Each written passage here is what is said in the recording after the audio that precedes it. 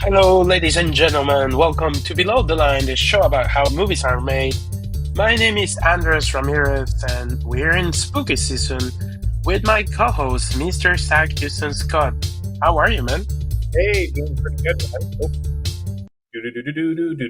do. Sorry, I love our intro and outro. It's pretty catchy.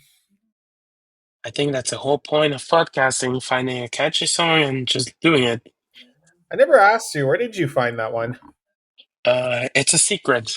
I'll tell you when we reach 150 episodes. How about that? 150. Well, what episode are we on? No, 150 episodes. Okay. Or when we do our first episode together in live. I'm Uh, cool with that. yeah, it's a good secret, but it's actually a very bad secret. So if I were to Google it, use AI to find it.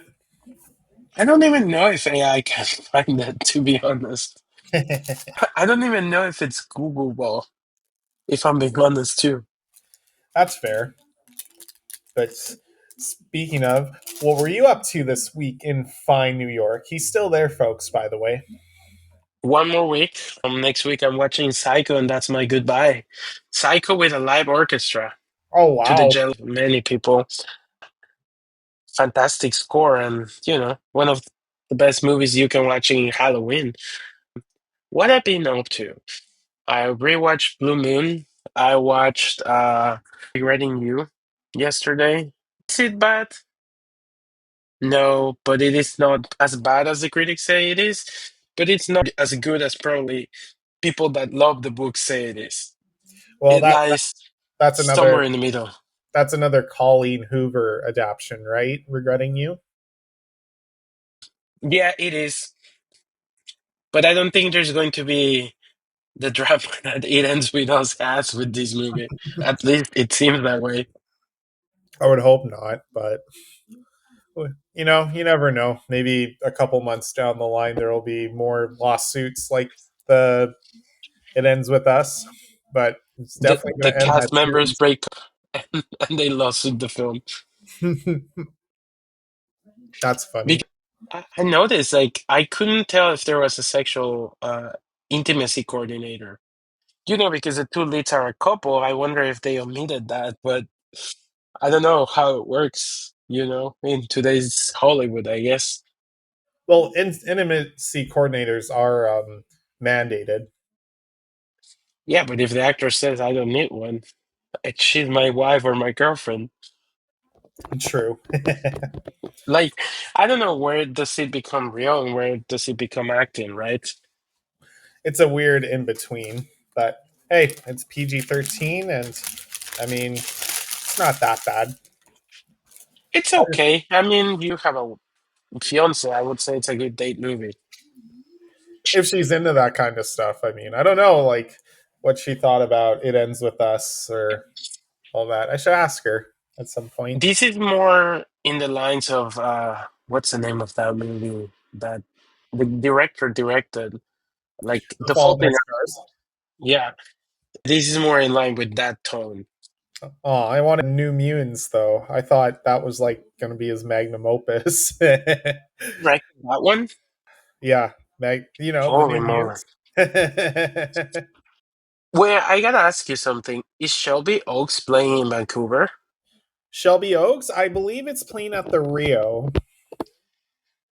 You know which movie I'm talking about, right? Yep, the Chris Stuckman, and it is playing here actually at Cineplex, Meadowtown, Langley, Guilford. So yeah, it is playing all over the place.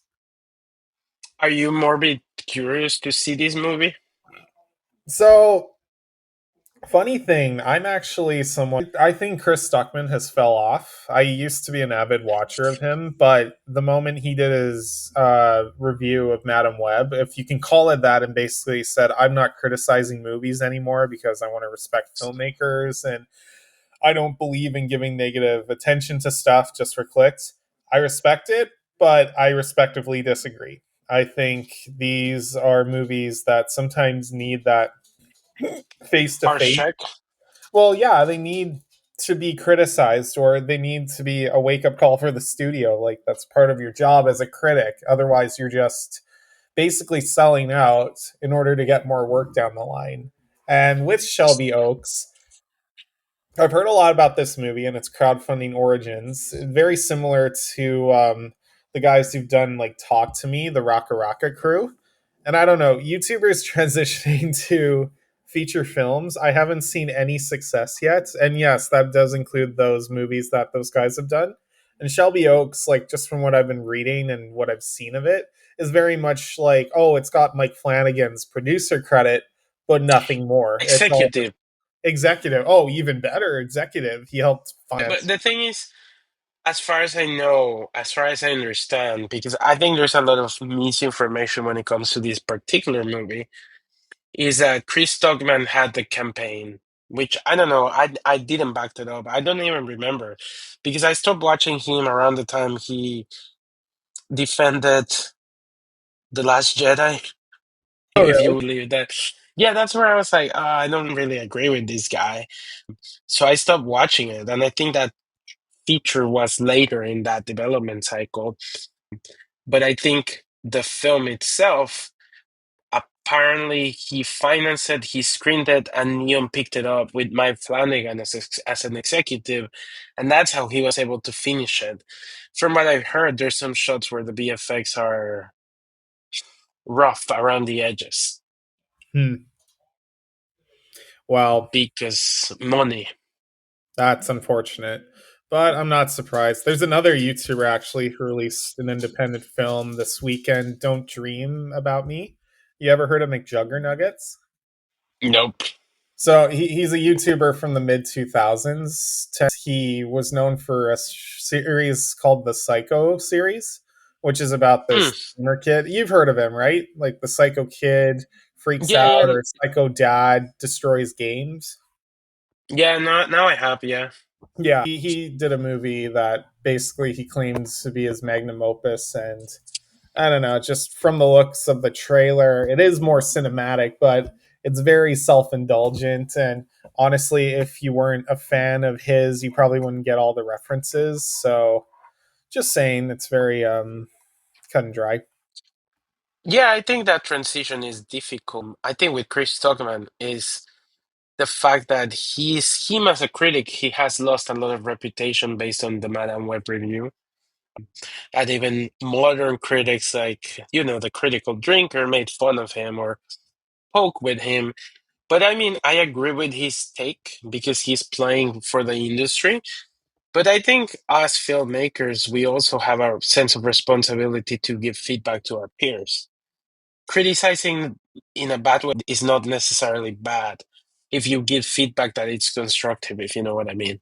No, definitely. But to me, it's different than, say, someone like a decade ago now with James Rolfe, who is a filmmaker himself, refusing to talk about Ghostbusters because he didn't want to talk about it since it wasn't his Ghostbusters. It wasn't the Hmm. series he grew up with, it was its entirely new thing. And then when the Afterlife and Frozen Empire came out, he was more than glad to talk about it because that was set in that original time frame. So to me, someone like that, where they refuse to say something because it's something they didn't grow up with, is a lot different than Chris Stuckman, who sold out his beliefs because he just wants to be in great goodness for his own enjoyment of everything.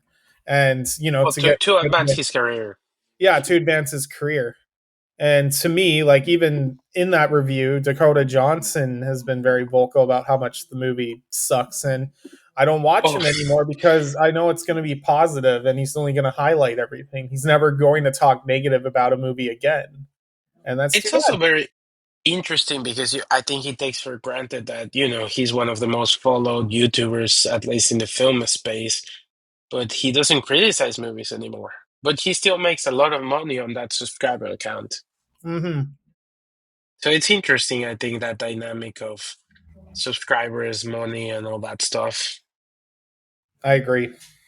But moving on from that topic and YouTubers in their film careers, we are in the spooky season. And what better way to rein it in than talking about one of the all time greatest horror franchises, slasher franchises, the titular Halloween? Oh boy. Which ones did you watch this week? I'll be honest. I ended up watching Freddy vs. Jason. So you watched Freddy versus Jason over the Halloween movies, like we agreed And upon. Halloween one.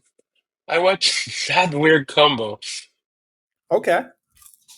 Well, Uh, Freddy vs. Jason is really bad. I like it honestly. It's a fun action movie. It's one of what killed those franchises, though. I mean, it was the great finale before they were remade because where else were you going to go from there? It was They already like needed Michael 2000 Myers. or Ash, like the original premise. But nah, I watched True. all the Halloween movies this week, and let me tell you, there's a lot of war to talk about there.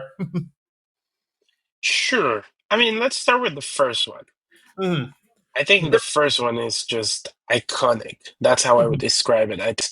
It's not only one of the most important horror films of ever, I think it's one of the most important independent films of all time. I agree with What that. John Carpenter was able to accomplish with nothing. I mean, it was literally a Walmart mask, right? Like, it was a mask that cost like $10, and they just painted it white. What they were able to accomplish with an interesting actress at the time, Judy. It's not Judy Foster. Jamie Lee. What's her name? Jamie Jamie Lee Lee. Curtis.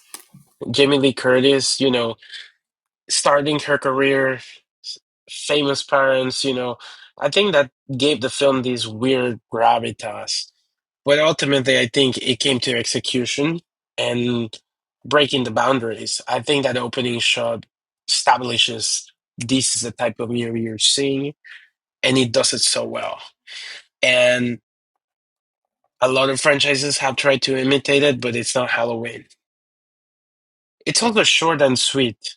Short and sweet in the sense that it's like 90 minutes. It knows how long it needs to be and it goes right to the point, which I think it's an art form that it's missing in a lot of movies recently. Definitely.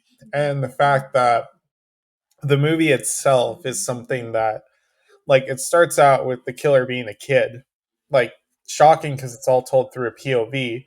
And then Hmm. as an adult, it's this mute male who literally just goes on a killing spree, like, doesn't stop, doesn't make much noises except breathing. And that's terrifying in enough because he's literally just evil.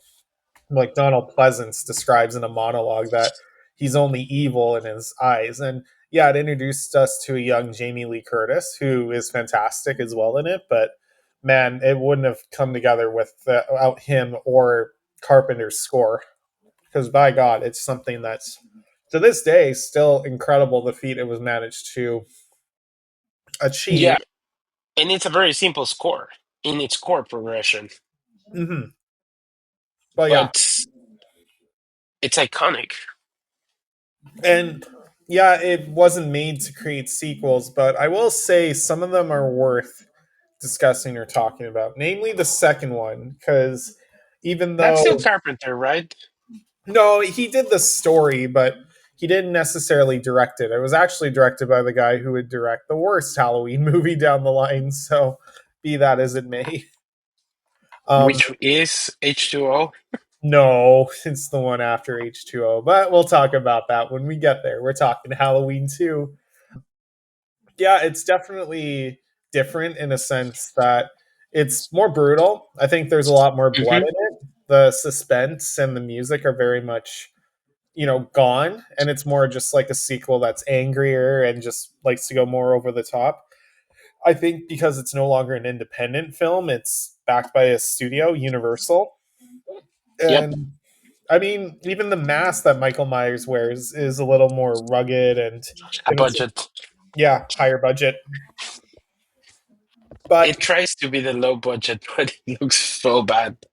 yeah, I mean, it's got its fans. I enjoy it enough. I like the setting being in a hospital. I think that's kind of a creative idea. And the fact that she's stuck there. Laurie Strode, the majority of the film. And to be fair, the ending did kind of indicate this was it for Michael Myers, but obviously that wasn't the case because money talks. But still, It's a decent sequel. Yeah, I think two is fine. I start having problems with three and four.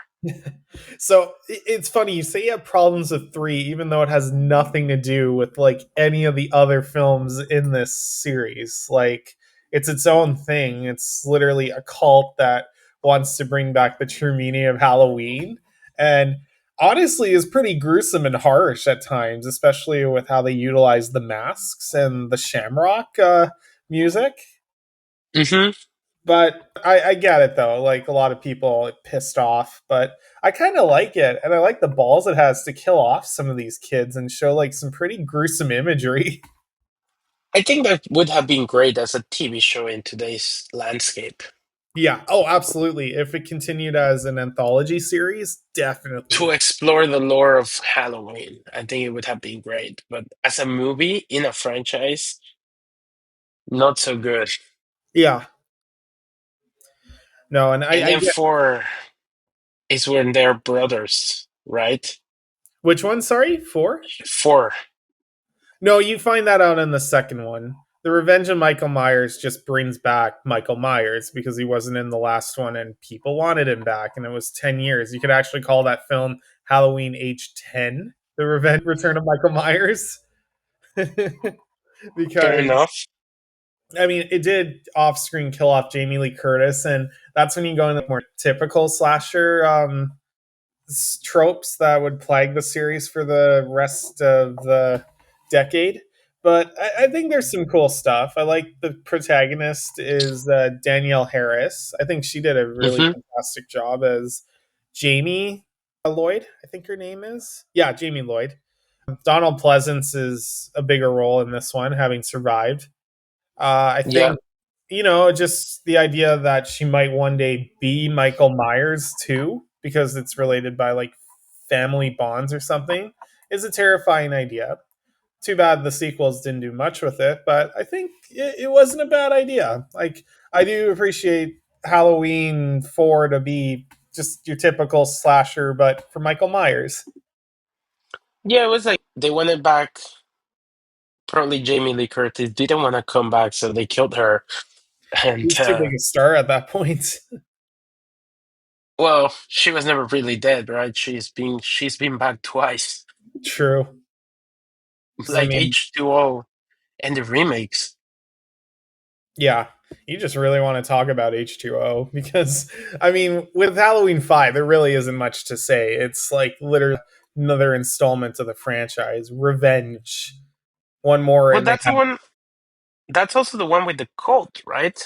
Nope, that's the sixth one. There's really, other than like its naming Ah, ties to the Pink Panther, nothing of Halloween 5 is worth talking about outside of it just being another installment in this franchise. I had to remind myself what happened with it just because it's so dull and boring.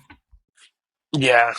But it's not the worst. I mean, it's dull something. It has the worst mask of all the series. No, the next one, Halloween 6, is interesting because they're behind the scenes was just such a mess that it has a producer's cut, which I've never heard of a studio ever release because producer cuts are generally what comes out versus the director's cut. And Yeah, it's it's usually the director's cut. no, but this time it's the producer's cut because the producers wanted final say but never got it. So Yay, directors. and with that one, it's just interesting to watch the two. I only saw the original, but I've seen clips of the differences with the producer's cut. And yeah, it's a lot slower and is a bit of a bore if you're not into it, but it's just fascinating the amount of detail that goes into his history that Yeah. never really got explored. And yes, I am rushing so that Andres and I can talk about Halloween H2O because he really wants to talk about it. Well, Halloween H2O, it's the official sequel until it became not the official sequel. And it's a remake of the sequel. And like the third one. No, the Yeah, fourth one. it's basically the new third movie because this franchise is known for just being like all over the place. Like After three, it went four, five, six, which should be three, four, and five. Scrapped that, and then went back to the first two movies, with Halloween H2O being set 20 years later in 1998, and literally being the third one. And And she comes back. yeah, Jamie Lee Curtis does come back. I like it in kind of a post Scream setting. Like, it was written by Kevin Williamson, I think. Yeah, yeah, yeah. And I mean, he was a pretty hot name in horror during that period. And I think that one is fine. It's better than the 4, 5, 6. oh, absolutely. Like, there's kind of a 90s charm to it. It did not hit. That was the problem with that film. Well, yeah. No, it just But felt like it was incomplete. I think if they got John Carpenter back, like the later Halloween film would, I think you would have had something great. But for what we got, it's not terrible. And I mean, there's like references to other horror legends, like Janet Leigh appears in the film briefly. That's kind of nice. Her and Jamie Lee Curtis share a scene together. it's also like a film that references a lot of Halloween lore that they were trying to erase. Absolutely. No, I agree with that. And like its sequel, Resurrection, which, yeah, spoiler alert, that's the worst one. Like, Yeah, just by the numbers garbage, early 2000s horror, internet age that just did not connect anything at all to the other movies. that's worse than the cult one, actually. Yeah, no, I think this one is the worst because it's just dull. It's not inventive. It's so like of the era. Like, say what you will about those other ones, at least they had a setting that they stuck to with the small town. But this one is just trying to be all like cool and It, hip, and it's not scary, folks. It really isn't. And the it's like beginning, Chucky, yeah, it's like Chucky. but without the camp. Yeah.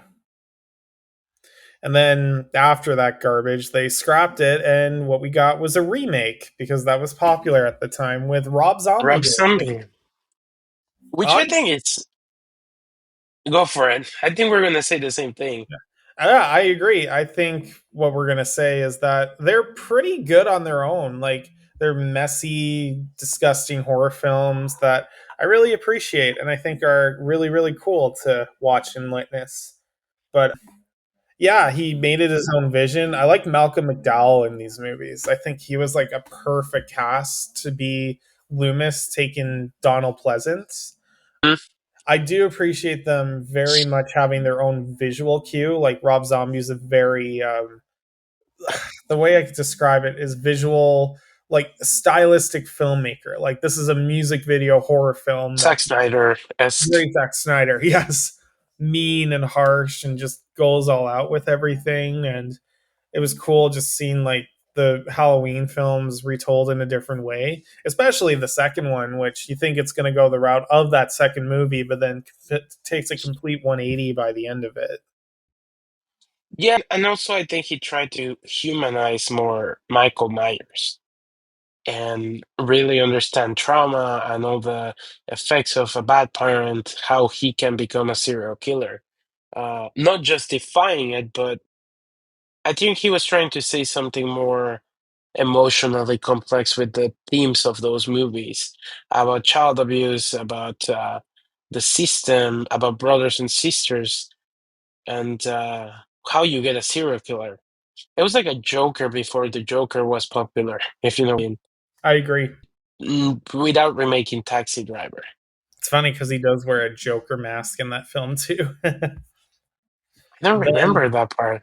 oh, when he's a kid, he wears like a Oh clown. yeah, yeah, he does. He does. That's actually true. Yeah. And then after that finished, they reset again, this time going with a trilogy released from 2018 to 2022 that ignores everything except the original. And honestly, I Two? loved that first movie. I thought it was great. No, I mean the first one of that trilogy is great. Things start to derail with the second one, Yeah, and the third is a complete mess. but now see here, I I do agree with that, but I like the original intent that these movies planned. Like the first one is a great legacy sequel that just basically goes back to the Hmm. beginning and makes him an effective force and killing again. And just the way it's shot is so like a natural evolution from that first movie. Like Hmm. you could argue, even though it's like a 40-year-old 40 years later, Michael Myers, still creepy and effective considering he's probably like, I don't know, in his 16. 50s, 60s, still doing this. And Yeah. seeing Jamie Lee Curtis again, I thought, especially like before she got her Oscar, was pretty great. Judy Greer, and yeah, just wonderful, wonderful cast. I didn't mind kills. I thought it was very effective for showing a lot of Michael Myers, especially for some of those kills. Since one of the problems I did have with a few problems I did have with the first one was that he didn't The kill very kills. much. And then this one, he's back to his old brutal self. And I didn't mind the subtext, like the mob mentality that they were going for, but I will admit it did get wasted in the third movie, which they should have kept it all within the same night, like being Halloween ends, instead of jumping ahead like a year or two to what we ended up Well, getting. I know in that third one he becomes like a hermit. Yeah, and not only does it He become a hermit, retires. yeah, someone else takes his place. A Vancouver actor, Rowan Campbell. That's kind of funny, actually. One Well, of it's the also party very boys. weird because the idea of Michael Myers becomes like the Joker and Joker 2. It's like a mindset, not a person. Hmm. So I don't know. It's an interesting movie, but I think once again left the franchise in a very weird state. Yeah, and I don't know how they're gonna come back from it. I am happy there is a sense of finality with it. Like, this is it, this is it. But I also heard that they might be doing something else, like a TV show that resets everything. But Well, to there's a me, new game coming next year. true, yeah, there's a game. But I mean, if they want to continue story wise, they'd either have to reboot the whole thing again and or something new. I don't know. Maybe just leave it to rest for a little bit. Well, there's the granddaughter of Jamie Lee Curtis character. Granddaughter, you mean? Yeah, the granddaughter. Yeah, they could continue with her. I suppose. I don't know. Like I said, we'll see with it. To me, I think this franchise just needs a bit of a break before they continue again. What if it's John Carpenter coming back to direct? 80 something year old John Carpenter come back. Oh, he's only 77, actually. I don't know. Maybe. That would be All interesting. right. Maybe shoot it on 16 and give it that vibe. Could work. Bring it back again. Yeah. Yeah. Just remake the original. No one wants another remake of the original. Or do a sequel to Rob Zombie's Halloween. And it's multiverse of Halloween. That'd be funny. Or just get all the timelines converged into something Yes. like I talked about last Yes. week. Yes. Yes. But overall, which one is your favorite? My favorite obviously was the original, and then the 2018 remake, or not continuation, and then the zombie films, and then the H2O, and then you just kind of lump all the other sequels to Yeah, the Resurrection because that's the bottom of the barrel. that's a worse one. Yeah, I maybe think for five a me, little over. it would be Halloween, Which Halloween Halloween? 2, the original, The original. Halloween 2, Rob Zombie, the remakes, and then the rest of them. So that would be my order. That's a good order. So would you recommend somebody to watch these on Halloween if they haven't? Definitely. But start with the original. If you are going to watch them all, definitely start with the first movie. And maybe skip Resurrection 3. Yeah. Well, I wouldn't say three. Three is kind of its own thing. Like, if you want to skip it, go ahead. But I don't know. Something's worth it just to see what comes from it. Are you looking forward to the Eat show tonight? Oh, Welcome to Derry. I'm Yeah, curious more than anything. Like, can they do something that's very similar to Stranger Things. Stranger Things? I don't know. To me, it just feels like another way to keep this franchise that honestly doesn't need to continue forward. But who am I to judge? I mean, people like the It movies, and maybe there's something new to tell in Derry. We'll see, and we'll tell you next week, Yes, we will. right? We will. You want me to sign us off tonight, sir? Yeah, I think we covered Halloween. It was a nice retrospective. Awesome. Well, he's Jaro2096. I'm the Zach Houston. Those are Instagram handles, if you didn't know. You can follow us at below the line underscore 2025 to stay updated.